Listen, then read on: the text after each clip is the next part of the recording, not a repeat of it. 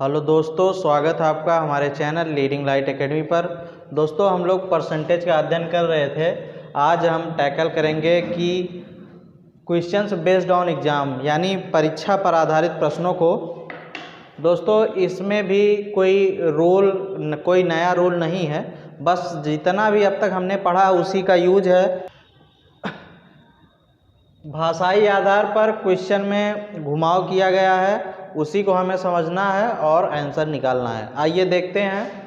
पहला क्वेश्चन लिखा हुआ है, किसी परीक्षा में 60% विद्यार्थी मैथ में, 70% अंग्रेजी में और 50% विद्यार्थी दोनों में उत्तीर्ण हुए, तो बताइए कुल कितने प्रतिशत विद्यार्थी उत्तीर्ण हुए, अनुत्तीर्ण हुए। देखिए दोस्तों, इसमें कह रहा है कि किसी परीक्षा में मैथ में 60% पास हो रहे हैं, ठीक है, और उसके बाद इंग्लिश में 70% पास हो रहे हैं। दोनों में 50% विद्यार्थी पास हो रहे हैं। देखिए, ऐसे सवालों में क्या है कि एक बात हमें एकदम गांठ बांध के रख लेनी है कि हमें क्वेश्चन उठाना कहाँ से। हमें क्वेश्चन वहाँ से उठाना है जो जानकारी दोनों विषयों के बारे में दी हो। जैसे यहाँ पर 50% विद्यार्थी उत्तीर्ण हुए, यहाँ देखिएगा उत्तीर्ण हुए, 50% विद्यार्थी उत्तीर्ण हुए, यानी दोनों के बारे में हमें जानकारी उत्तीर्ण की दी हुई है, पास की दी हुई है। इसलिए सिंगल सिंगल विषयों में भी हम जानकारी उत्तीर्ण की उठाएंगे। तो यहाँ सिंपल दिया ही हुआ है कि परीक्षा में 60% विद्यार्थी गणित में, 70% विद्यार्थी अंग्रेजी में उत्तीर्ण हुए हैं। ठीक है दोस्तों, यहाँ कंफ्यूज नहीं होना है, हमें सवाल को वहाँ से उठाना है जो जानकारी दोनों विषयों की दी हो। देखिए, 50% जो ये वैल्यू है ना, ये इसमें भी है, इसमें भी है, ठीक है। 50% जो वैल्यू है ये मैथ में भी है और इंग्लिश में भी है, यानी 50% विद्यार्थी मैथ में भी पास हुए हैं, इंग्लिश में भी पास हुए हैं। तो इन दोनों को ऐड करके या इन दोनों में से किसी में से हम 50% घटा दें तो यह एक बार काउंट होगा। ये दोस्तों वेन डायग्राम का क्वेश्चन है। हम आइए वेन डायग्राम से इसे समझते हैं। जैसे ये हमने एक डायग्राम बनाया और ये दूसरा, ठीक है। मानते हैं कि ये वाला मैथ का है और ये वाला इंग्लिश का है, और ये पास को दर्शाएगा। किसको? पास, जो लोग उत्तीर्ण हुए हैं। और ये जो कॉलम है ये वाला, ये दोनों को दर्शाता है, यानी जो घटना दोनों में हुई है वह यहाँ लिखा जाएगा, या यह जो शेडेड रीजन है वह दोनों को दर्शाता है। तो मैथ में कह रहा है 60%, मैथ में कह रहा है 60% और अंग्रेजी में 70, इसे हम मिला देते हैं, ठीक है। उसके बाद कह रहा है दोनों में 50% पास हुए हैं। दोस्तों, जो दोनों में है वो 50% पास हुए हैं, ठीक है।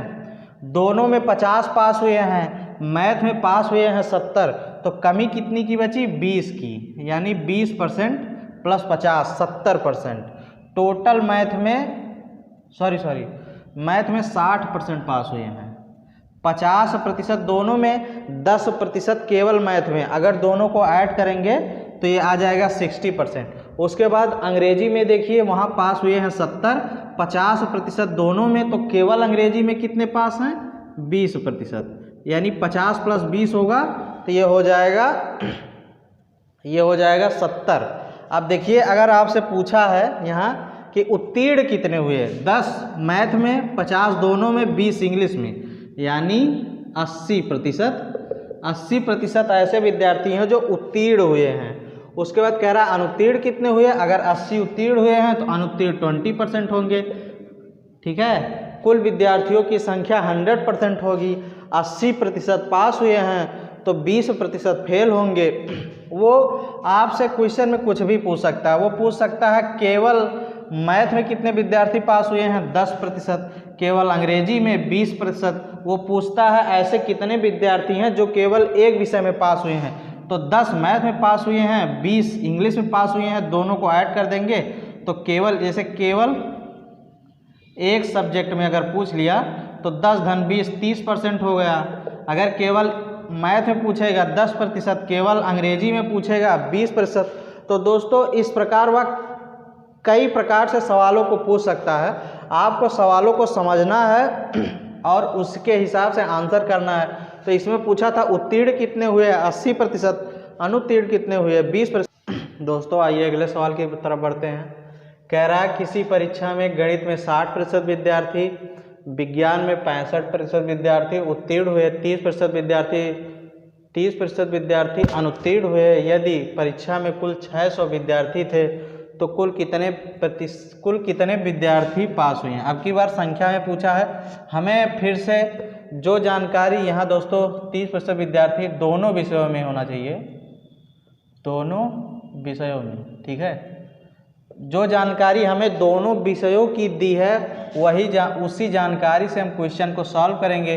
तो यहाँ अनुत्तीर्ण की जानकारी दी हुई है तो हम प्रत्येक विषय में अनुत्तीर्ण, यानी गणित में 60% विद्यार्थी पास हुए हैं तो फेल हुए होंगे 40%। साइंस में 65% पास हुए हैं तो फेल हुए होंगे 35%। दोस्तों ये तो हमारे पास फेल आ गया और दोनों विषयों में 30% विद्यार्थी फेल हुए हैं। तो इसका वेन डायग्राम ऐसा बनेगा, ये दोनों का होगा, ये 30% है, ये मानते हैं मैथ है और ये साइंस है। तो मैथ में 40 पास हुए होंगे, केवल मैथ में 10 और साइंस में 5, ठीक है। तो हमारे पास ये निकल के आ जाएगा कि कुल कितने प्रतिशत विद्यार्थी, ठीक है, अनुत्तीर्ण हुए हैं, क्योंकि दोनों विषयों की जो जानकारी दी हुई है उसी के अकॉर्डिंग हम लोग सॉल्व कर रहे हैं। तो 10, 30, 40, 45, यानी 45% विद्यार्थी दोनों विषयों में फेल हुए हैं। यहाँ से कैसे सॉल्व करते हैं मैंने पहले बताया, 40, 30, 70, 5, 75। और इसमें मैंने बताया हुआ है कि ये जो दोनों में फेल विद्यार्थी हैं वो इसमें भी हैं इसमें भी हैं, इसलिए इसको घटा देंगे। अगर 30 घटा देंगे तो ये निकल के आएगा 45%। आपको वो सब करने की ज़रूरत नहीं है, परीक्षा में ज़्यादा से ज़्यादा तेज़ी से सॉल्व करेंगे। तो ये निकल के आया, ये 75 माइनस 30 आया 45%, ठीक है दोस्तों। 45% ये हैं जो फेल हैं, ये हैं फेल वाले। हमसे पूछा है परीक्षा में 600 हैं तो कितने विद्यार्थी पास हुए। अगर 45% फेल हैं तो 55% कैसे विद्यार्थी हैं, पास वाले, ठीक है।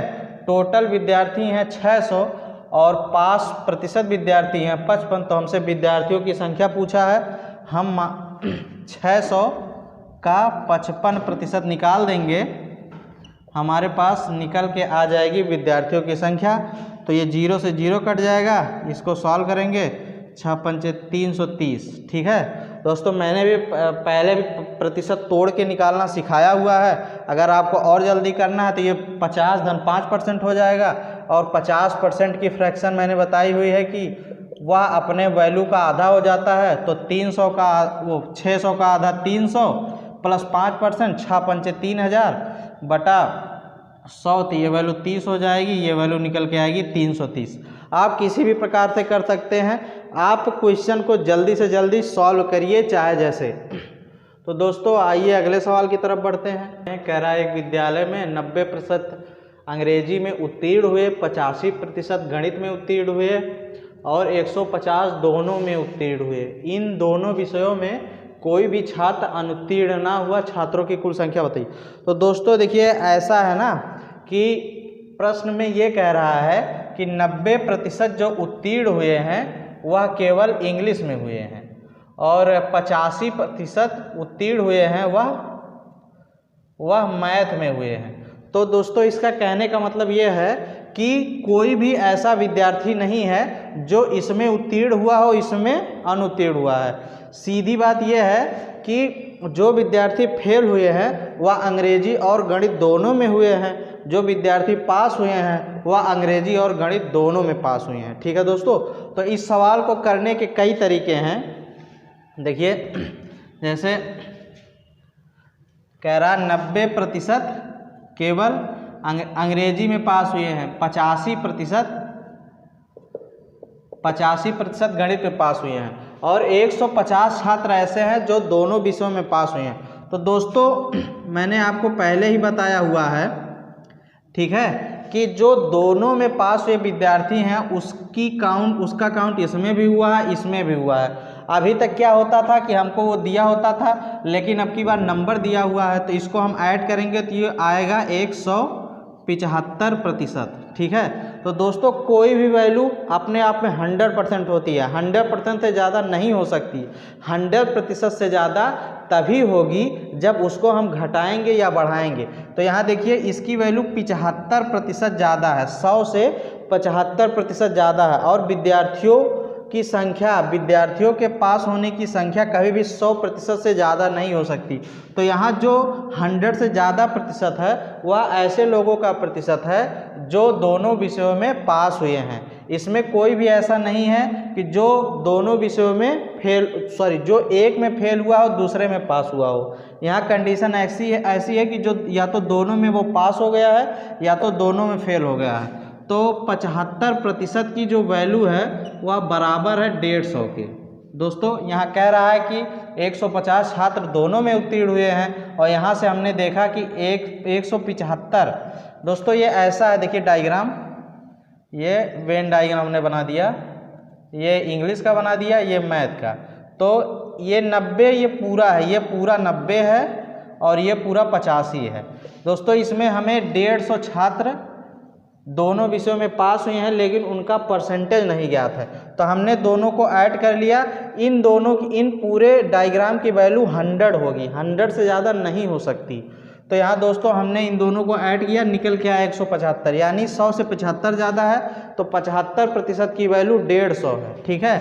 हम मानते हैं कि छात्रों की संख्या x है, x का 75% बराबर है 150 के। इसे हम सॉल्व करेंगे, ये 2 बार जाएगा, तो x की वैल्यू आएगी 200, यानी विद्यालय में छात्रों की संख्या 200 है, ठीक है। दोस्तों आइए अगले सवाल की तरफ बढ़ते हैं। सवाल में कह रहा है किसी परीक्षा में अधिकतम अंकों के 20% अंक प्राप्त करने वाला छात्र 5 अंकों से फेल हो जाता है। दूसरा छात्र जिसे अधिकतम अंकों का 30% अंक मिला हुआ उत्तीर्णांक से 20 अंक अधिक पा जाता है। उत्तीर्ण होने के लिए आवश्यक अंक का प्रतिशत है। देखिए हम मानते हैं कि यह एक लाइन है जिसपे किसी परीक्षा का मैक्सिमम, यह एक सरल रेखा है जो किसी परीक्षा के पूर्णांक को दर्शाता है, यानी यह पूर्णांक को दर्शाता है। तो ये इसकी वैल्यू जो होगी वो 100% है, ठीक है। किसी परीक्षा में कोई भी पूर्णांक 100% से ज़्यादा नहीं हो सकता है, जो भी होगा वह 100% होगा। उसके बाद देखिए दोस्तों, ये लाइन हमने बना दिया हुआ है। उसके बाद देखिए, ध्यान से देखिए, जितना बड़ा ये क्वेश्चन लग रहा है उसी हिसाब से बहुत छोटे में इसका सलूशन होगा।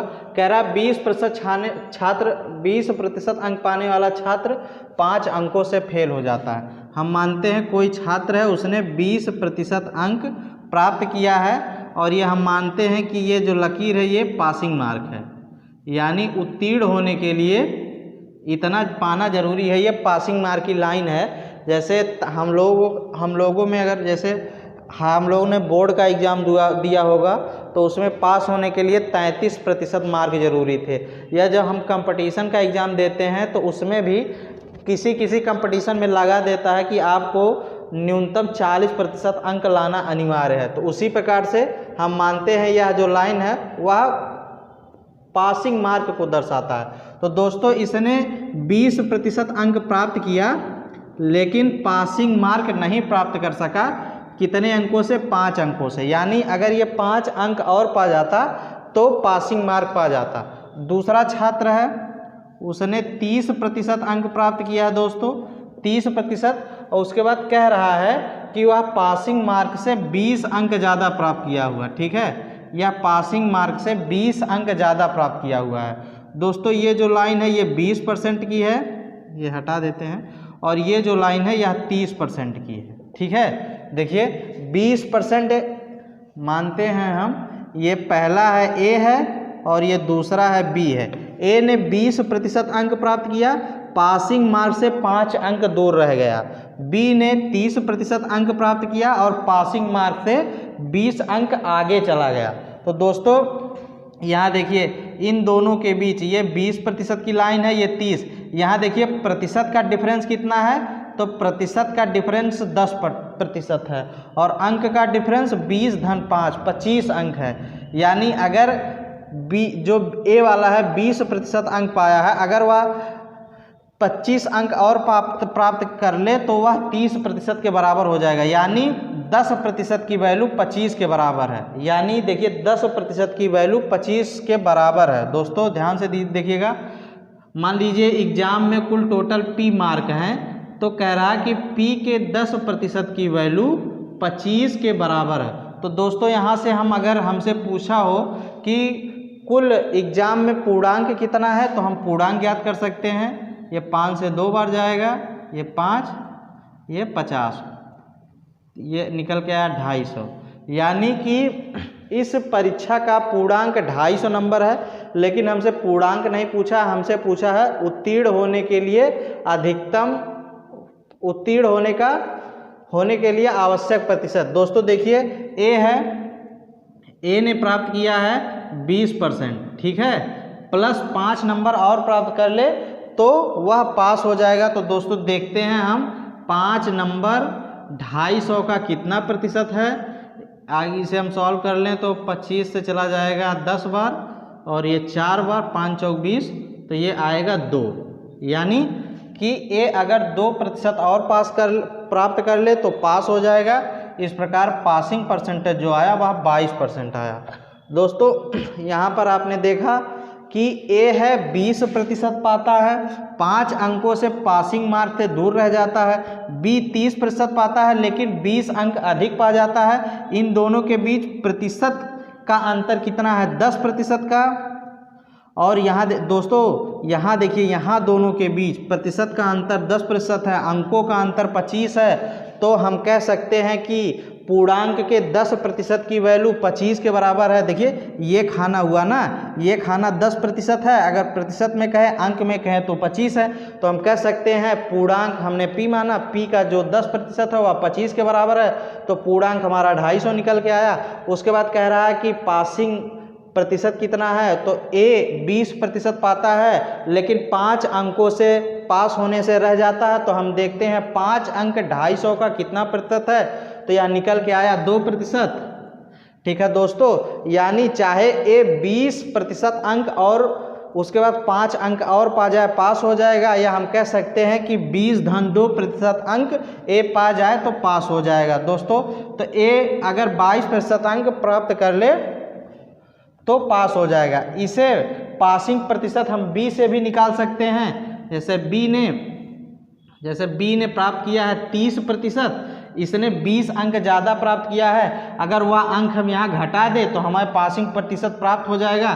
तो दोस्तों हम देखेंगे 20 250 का कितना है, तो इसे हम सॉल्व करेंगे। ये फिर 10 बार जाएगा और ये 4 बार, 20 चौक 80, 10 से काटेंगे तो ये 8 आएगा, 8%।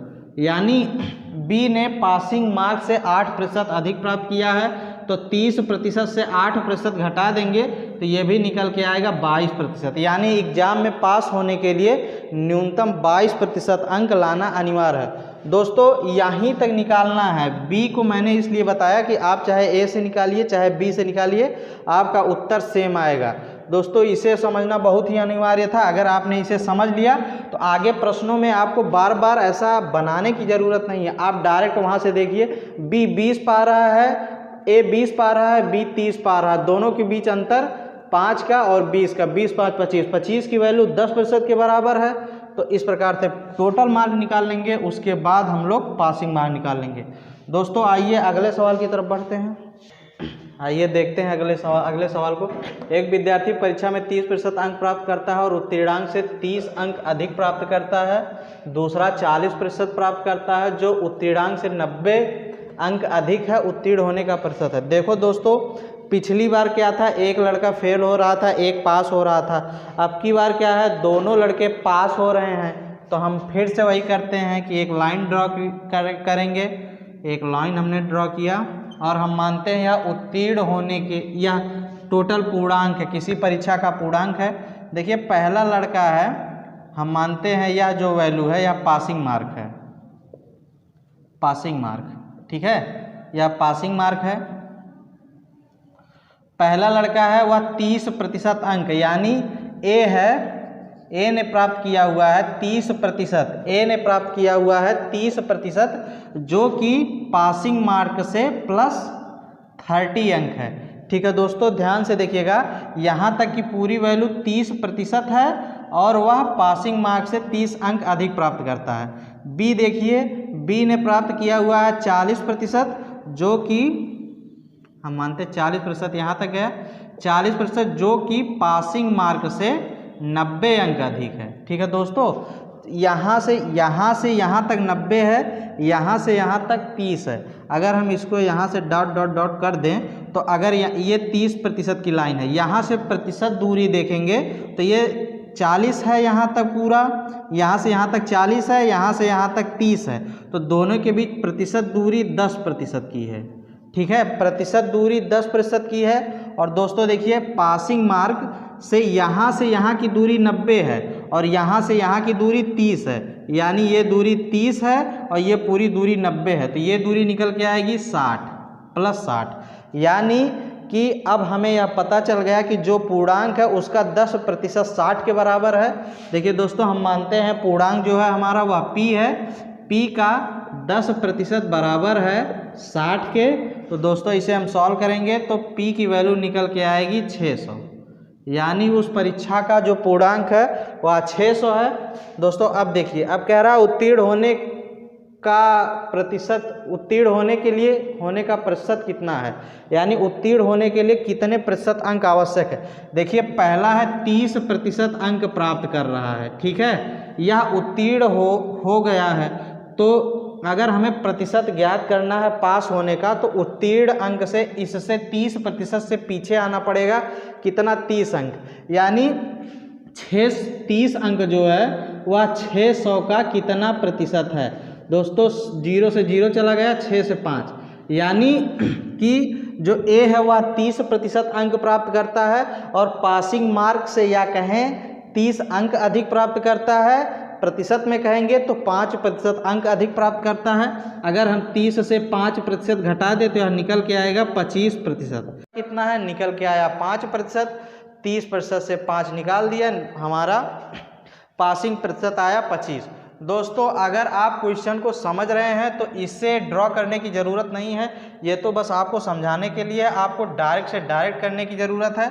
देखिए डायरेक्ट ऐसे करिए, देखिए यहाँ देखिए 30 पाता है, 30 अधिक है, 40 पाता है, 90 अधिक है, यानी दोनों का अंतर है 60 और वहाँ अंतर है 10। मानते हैं p का 10% बराबर है 600 के, यहाँ से p की बराबर है 60 के, यहाँ से p की वैल्यू 600 आ गई। उसके बाद कह रहा है कि 30% पाता है, उसके बाद कह रहा है 30% पाता है। तो अगर कोई है 30% पा रहा है जबकि यह पासिंग मार्क्स से अधिक है, कितना अधिक है, 30 अधिक है, 30 हमने बताया हुआ है। अगर आपको डायरेक्ट करना है तो डायरेक्ट आप गुणा कर लीजिए। तो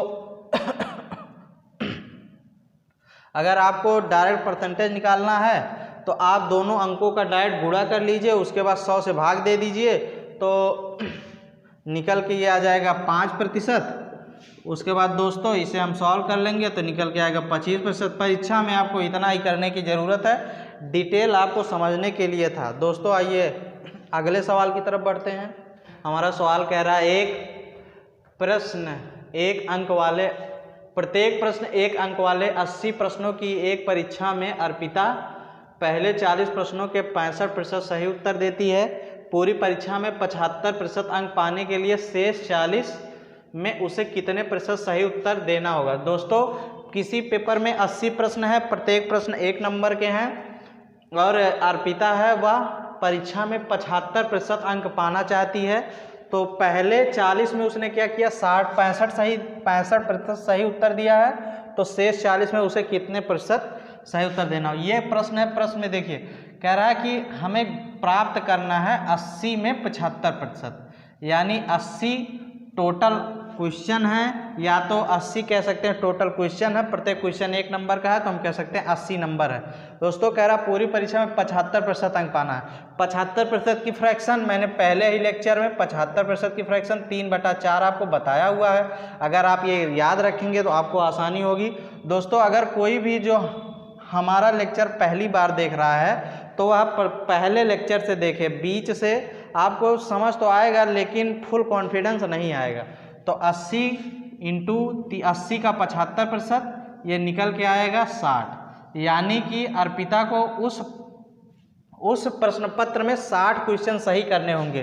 प्रथम 40 में फर्स्ट 40, प्रथम 40 में कह रहा है कि अर्पिता ने 65% सही किया है, यानी 40 का 65% नंबर उसे प्राप्त होगा। ये 2 बार जाएगा, ये 5 बार, इसे काटेंगे ये 13, यानी कि जो प्रथम 40 सवाल है उसमें अर्पिता ने 26 सवाल सही कर दिए। तो दोस्तों उसे प्राप्त करना है 60 सवाल, अभी तक उसने किया हुआ है 26, तो अभी उसको कितना 40 में करना होगा? 40 माइनस 26, ये निकल के आएगा 4 और ये निकल के आएगा 34, यानी कि अगले 40 सेकंड जो 40 है, सेकंड 40 है, उसमें से अर्पिता को करने हैं 40 क्वेश्चन, सॉरी करने हैं 34 क्वेश्चन। कितने क्वेश्चन टोटल हैं?